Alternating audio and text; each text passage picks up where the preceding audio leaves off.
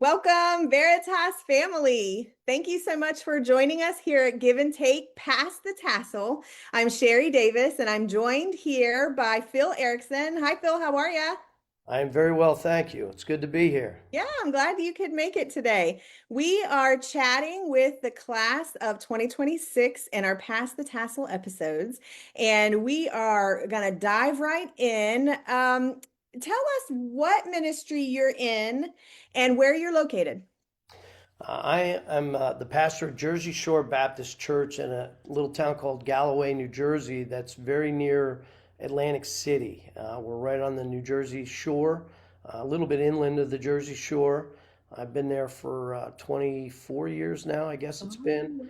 wow. And I was a little bit of a late bloomer. I got saved later in life when I was 25, and I went to Bible college in my undergraduate Bible college in my 30s, and started pastoring right around my 40s.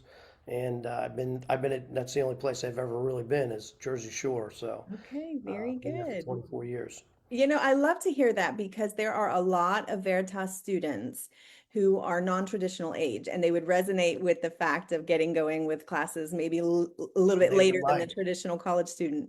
Yeah, yeah, yeah. It was my case, and Veritas has been it's been a really a great tool for me to, just continue on in my education.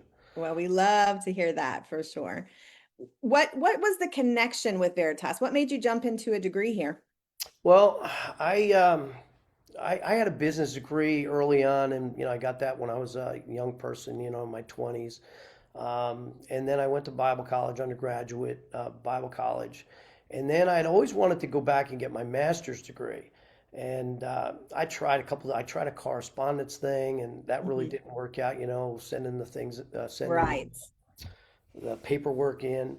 And then I was with another Bible college that had a pretty good online program, but it was back in the old days. It was kind of like open ended, Mm. and it was like you take as much time as you want and all of that.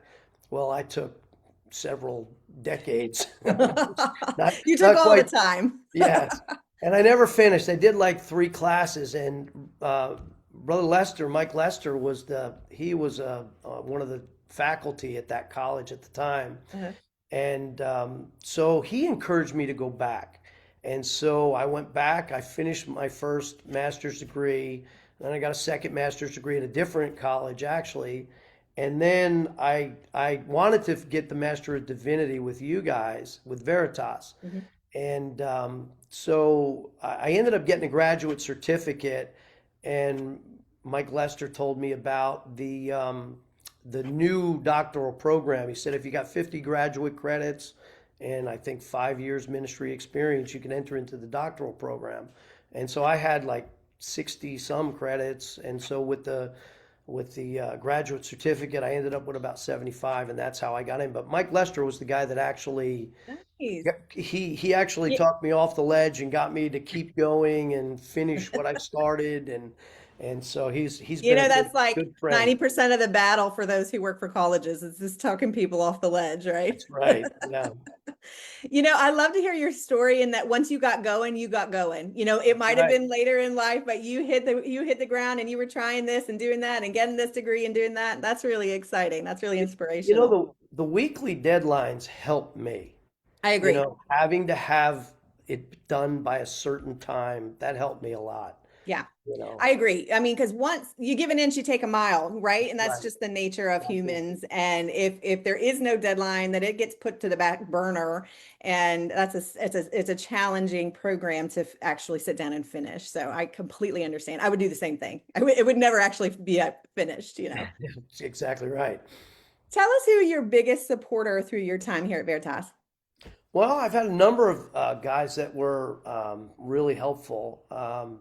Mike Lester, I mentioned him. Brother Wagner's been a great help through the whole program. Um, as far as really helping me with the technical aspects of making sure I'm formatting things correctly and what's right and what's not right. Brother Edmonds he's a real stickler about how many spaces there was Right. supposed to be, all of that. So he was a great help, and he very gracious also. Brother Yeomans was great. I really liked him.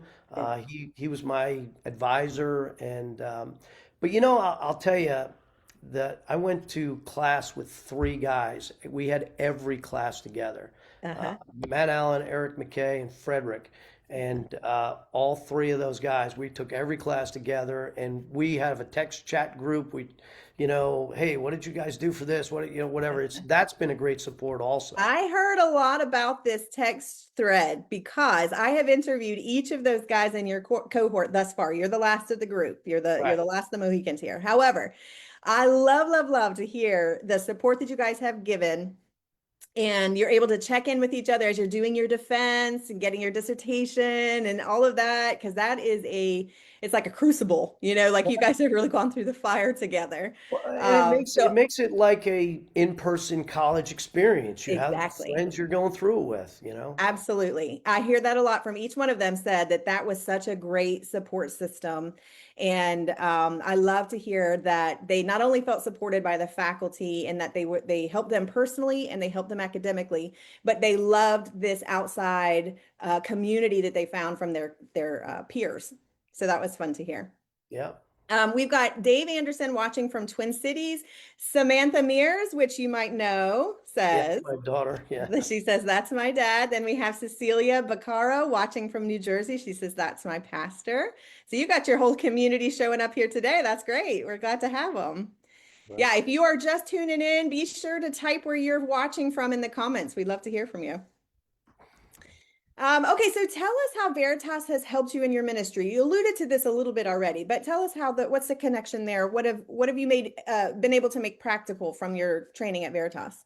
Well, before I entered into the doctorate program, I took the graduate certificate, and it was in counseling, Hmm. and I mean, that's just it was tremendous. I think I I had agree. Dr. Forrester for one of the classes, and that was a leadership class, and that was excellent. Matter of fact, there's a lady that I teach at a local college, and she teaches alongside of me there, and I recommended Veritas to her, and she took Dr. Forrester's class also Great.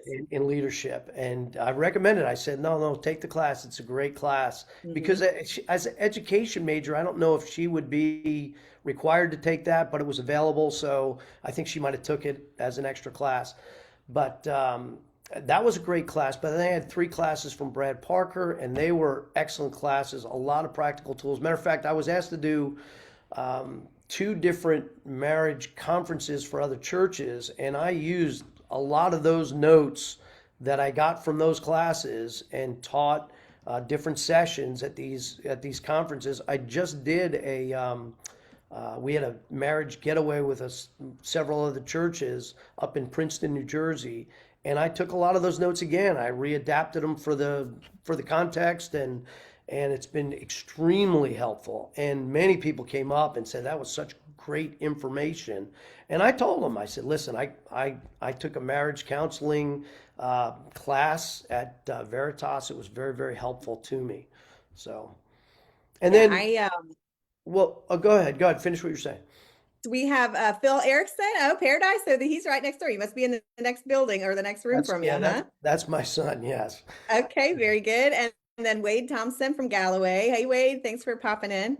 He's Joshua, our media go guy ahead. in our church. He's our Oh, you're media from me. guy. Okay, good. Ratings. Yeah. Perfect. And then Joshua Leaguer watching from Columbus, Georgia. I was able to meet you in New Jersey. Pastor Cuozo. Did I say it right? Oh, Kuzo. Yes. So, Yeah. It's okay. Kuzo. Shelby Lynn says, hi, Pastor. She's watching from Galloway. Great. I'm so excited to see your community show up for you today. Amen. I would resonate with what you were talking about the counseling program. If that's something that even is a little bit on your heart, I would encourage you to jump into it. It was transformational for me. I took it several years ago. And for me, it was, I got to re-examine how that information applies to my family as my first ministry. And that was very eye-opening. And I really enjoyed that study. It was something that again, was just revolutionary in my home. And it allowed some offshoots from that, some other opportunities for counseling and things.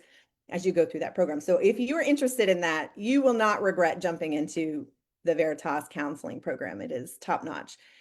Um, You know, de- uh, I wanted to just mention though, as far as the doctoral program, I'll be honest with you, when I went into that, I had no idea. You know, they kept saying it's got to be something practical that's going to help your ministry. And I decided to do it on the Sunday school ministry of our church, the adult Bible class aspect of it. nice. And you know, because a lot of churches they switched over to small groups, and that's a great tool also. But I really was trying. I did a whole research thing on kind of like the evolution and then the deterioration of Sunday school in recent years. You know, across Christendom in general, and how many churches did away with it, and I did this thing to revitalize our adult Bible classes and keep the small group concept. And it's been extremely helpful. The research I did was very, very helpful to see what resonates with people. I saw that, you know, Sunday school somewhere along the way transitioned into more of a lecture type of a thing. Mm, And what really helped people was relationship building and absolutely. discussion Mhm. and that helped. So we changed the format around, added a lot more fellowship to it, and less of a lecture kind of a format. And Mhm. it's helped our Sunday school. We got a lot of people to come back to Sunday school. That's really, really amazing because I do feel like most people, obviously, especially the larger your churches get, the more they need that that Small group, connection. right? Yeah, they have to have some community within the larger body, or else there isn't the connections made. But it's interesting that you say because Darla Griffin, watching from Greenville, says Pastor Erickson rose to a higher level after receiving his doctorate. Privileged to be in his church. God blessed and used God's word very much in my life. Paul You know, Meyer fun is fact, watching. fun fact about Darla Griffin, just kudos to her. She was a pastor's wife in Philadelphia, and just about every fundamental church in Philadelphia was is there because of her and her husband 40 years ago. They Wow. started Bethel Baptist Church, and there's 7 or 8 great churches in Philadelphia that all are there because of their ministry. Oh, wow. And she Well, ended up her last few years there at our ministry, and it was just a blessing to have her there. Well, Darla, thanks for popping in today. Thanks for being an encouragement to Brother Erickson. Peggy Hogan jumps in, Paul Meyer jumps in, Steph Marie. Hey, she says, hey, that's my pastor. She's in Hamilton, New Jersey. Peggy Hogan again. Nice to see you guys. Thanks for jumping in and showing support for your pastor. That's exciting to see. Um, Tell us what tip or advice you are giving to a student who's in the trenches, still just doing the day-to-day work and maybe is not seeing the light at the end of the tunnel yet. I would say this first before I say that. I would say, listen, take the classes. I got my own son here right now. He's struggling to just get into the. He's he's hooked up with you guys. He's just got to sign up for those classes and Right? take the classes. Just sign up. But Good, here's the best advice I can give anybody. Take one class. If you're got a ministry full time, take one class at a time. good. I don't take two. I've taken two, and it becomes overwhelming. Yeah. Take one class at a time. You could get 6 classes out in a year if you do that, Hmm. with the A and Bs in the summer, and that's a half a year right Hmm. there. You That's know, and right. so in 8 years you can have a degree, undergraduate, you can get a master's in 2 years, and it's easy to do one class at a time. That's good. That's good promo because you laid it all out. You put it in just bite-sized information. You spoke to the fact that there is a chance to be overwhelmed. You took one class instead of two. You learned the hard way. I Yep. understand. So did Yeah, I. that's Yeah, yeah. good. Um, Talk to somebody who may not be a student at all. What are you saying to somebody who is maybe they feel the Lord tugging at their heart a little bit, but they just haven't, they're just on the fence. I couldn't I recommend very highly, you know, if you have the opportunity at whatever level you are, if you have a Bible Institute that people can sign on to, and you can get in on, you know, if you have your high school credits, you can sign on to an undergraduate program. Listen, I'm 61. And so, typically guys like me are not taking classes. They're at the end of the game, but it challenges me. Some guys, I guess at my age, they're playing Sudoku to keep their brain fresh. I'm taking classes.